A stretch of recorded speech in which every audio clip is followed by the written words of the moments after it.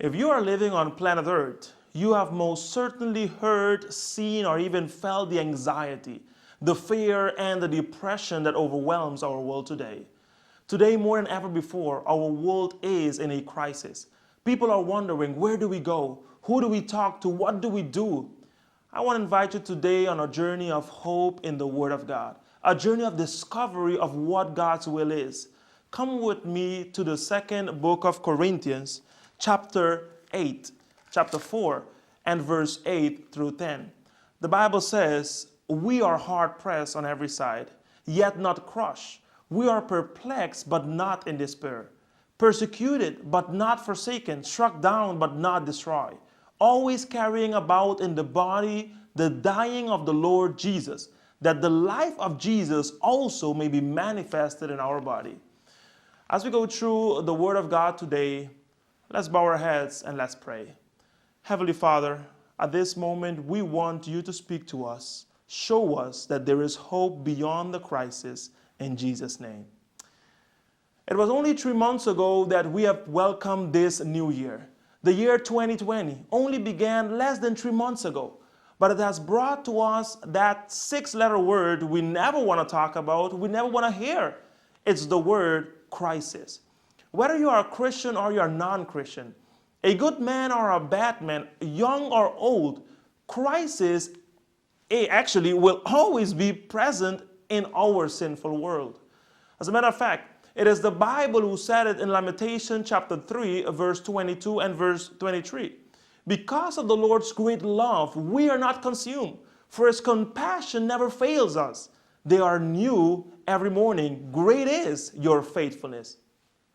My friends, please know today that the crisis we may be facing in today's world are real, but God is faithful. Today you need to know that for the one whose faith is in God, there is hope beyond the crisis. In the message of today, I want to share with you 3 vital attitudes that you should have in the midst of a crisis. We're going to discuss and we're going to share these attitudes that are important. I am sure you have seen a lot of different attitudes in people today.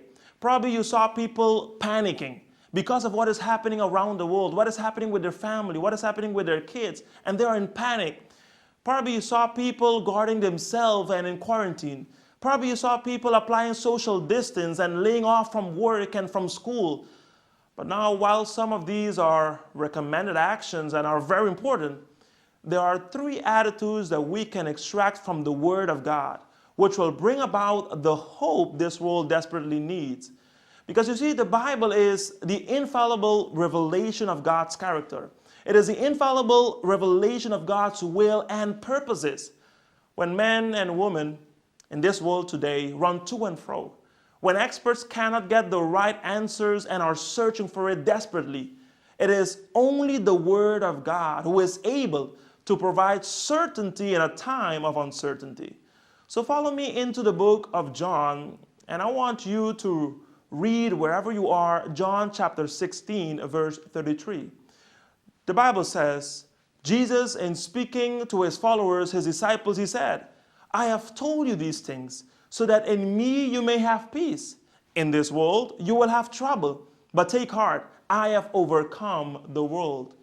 The context of this verse is unique and marvelous. Jesus was about to be glorified, and he is there with his disciples, and they are perplexed. They have walked with Jesus, and they have been with their master, and right now, he's telling them that he's going to be leaving.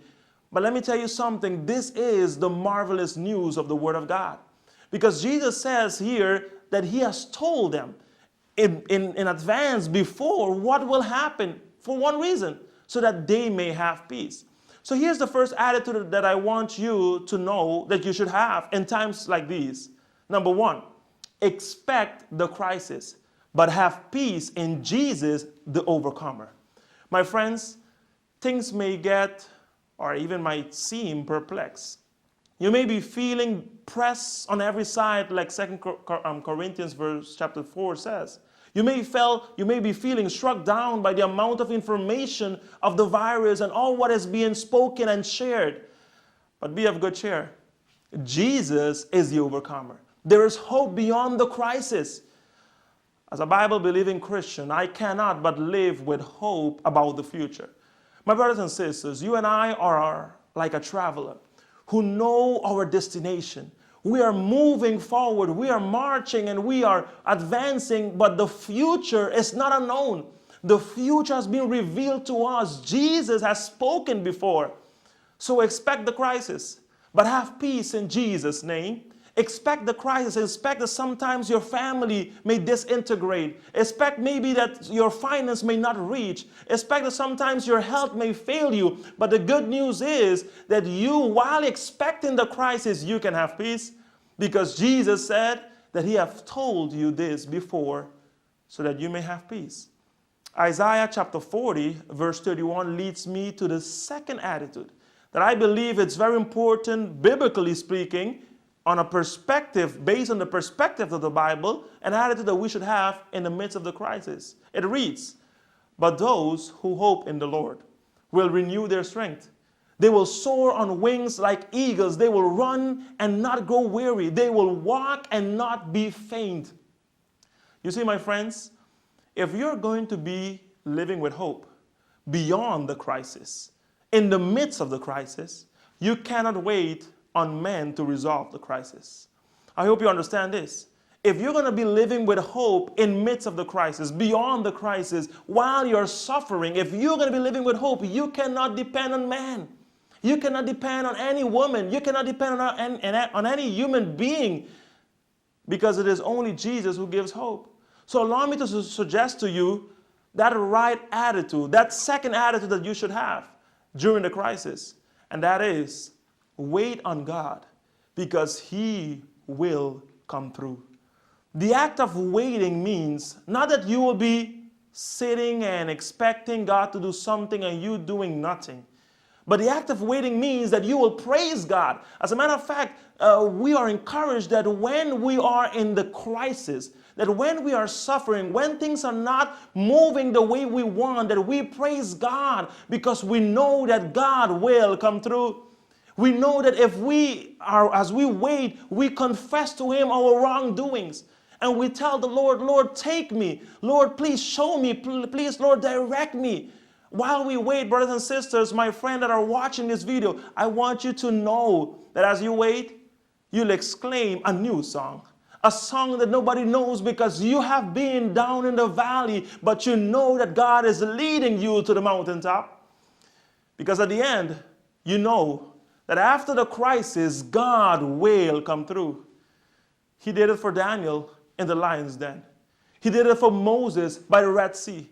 He did it for Joshua when the sun stood still. He did it for Peter by the prison door. He did it for Lazarus by the deadly grave. My friends, be assured today, if God came through yesterday, he will come through tomorrow and even today. The problem with waiting on people is that people are waiting on somebody themselves. As we look in the world around us, most certainly we understand and recognize that something is happening. As I speak with people and as I walk around and I see in the eyes of man and woman, that they understand that what is going around today goes beyond what human beings can think or do. It goes beyond what human methods can reach. It goes beyond what human beings can even try to achieve. But basically, we are recognizing that what we are facing today goes beyond ourselves. So that's why we need to wait on the Lord. That's why we need to count on him. That's why we need to depend on him, because only Jesus has the answer. My friends, in the midst of the crisis, in the midst of the crisis of your life, wait on God, because for sure he is coming to deliver you. God will come and manifest himself in a wonderful way. He will come and show you that he remains God, even when things seems to go out of hand, even when things seems not to be controlled by, or when things seems to be controlled by man. God is the one that controls things. Even when things seems to be managed and manipulated, and things seems to be created by beings like us, we need to remember that God is the one who rules, and he is so sovereign above everything. I told you that there is a third attitude that I believe, based on the word of God, that in the midst of the crisis we should have. When we look at the Bible and we try to understand from a biblical perspective in the Word of God the attitudes in the midst of the crisis, we can be reminded of James chapter 4, verse 7. James says, submit yourself then to God. Resist the devil, and he will flee from you. My friends, today I have come to let you know that the last attitude you should have in the midst of the crisis, when things seems to go out of hand, when things seems to be totally a chaos and you don't know what to do, the last attitude that you should have is submit to God's will for your life. This means that you are going to understand and always recognize that it's not about yourself. It's in times like these, it is crucial to know the will of God for your life. In times like these, it is crucial to know where God is leading. It is crucial to know what God is trying to do. So when you find yourself in a moment where you're asking God, Lord, why? Don't ask Him why. Tell Him, ask Him, Lord, what do I need to learn? Lord, what are you trying to teach me? Where are you trying to lead me? So it is important that you understand that the will of God, His pleasing will, is what you should seek and daily understand and recognize in your life. It's not about us, it's about God. When the crisis arises, when the burden becomes heavier, ask God, where are you leading me? As I visit the hospitals, as I visit people, and I see when they are there at the hospital bed with their loved ones, and they ask, Pastor, can you please pray for my mother? Can you please pray for my brother or my sister? But Pastor, please ask God that my mother, my sister, my brother may raise from this bed. Ask God that my sister can get better. Ask God that my mother can be totally healed. And many times when we pray, when we ask God in prayer, we reflect the desires and the will that we have in our own heart. But as we pray in times like these, it is important that we don't only seek, or that we don't just seek our will, but the will of God. But because we do understand that the plans of God is a plan to give us hope. It is a plan to give us a future. It is a plan that will help us understand that no matter what goes around, no matter what happens, God remains good. And He is good all the time. There is a story of a man who had a new perspective as he was visiting a town considered to be the valley of that area. He had a right attitude as he was leaving the valley. As he was leaving the valley, he was traveling now to the mountaintop. He met a man right next to where he was walking. And the man asked this traveler, where are you going? And the traveler said he was going to the mountaintop, but he wanted to know how the experience was in the valley. So this man, the man who met the traveler, asked him, how was your experience in the valley? Before I can share with you how your experience will be on the mountaintop. But this man, expecting to hear from the traveler some words of discouragement, some words of a crisis, he heard the following. The traveler looked him into his eyes and he said to him, well, my experience in the valley was awesome. Because as I was in the valley, God touched me. God molded me. God transformed me. I got to do things that I never did. I got to sleep on a bed that I was never accustomed to. I got to meet people that was in a crisis, in a certain circumstance that seems to be terrible. But for me personally, I felt it was a transformation. But the man looked to him and looked at the traveler and said, but how are you saying that the valley experience was awesome and now you're asking me how your experience will be on the mountaintop? And the man said, well, I do want to know what the experience on the mountaintop will be in your perspective. But in my perspective, I truly believe that it doesn't matter where I am, whether in the valley or in the mountain, but I believe that God is always leading. My friends, this is the attitude. That you don't worry and get concerned about what is happening with you, what is happening with your family, what is happening in the world, but that you understand and remember always that God is leading. So I want you to remember these three attitudes as you journey in your life. As we move in a terrible moment or at least a challenging time in this world history, remember, expect crisis. They will come. Number two, wait on God. You must do this. And number three, submit your will to the will of God.